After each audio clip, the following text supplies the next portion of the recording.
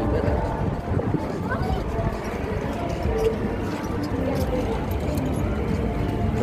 Ito yung mga katutubog ba, mga ano nila, depende kung saan chapter sila dyan, may chapter eh. Mga ano, mga First Nation dito. Tingnan natin sila rito. Last 2 years galing kami dito, yan dito.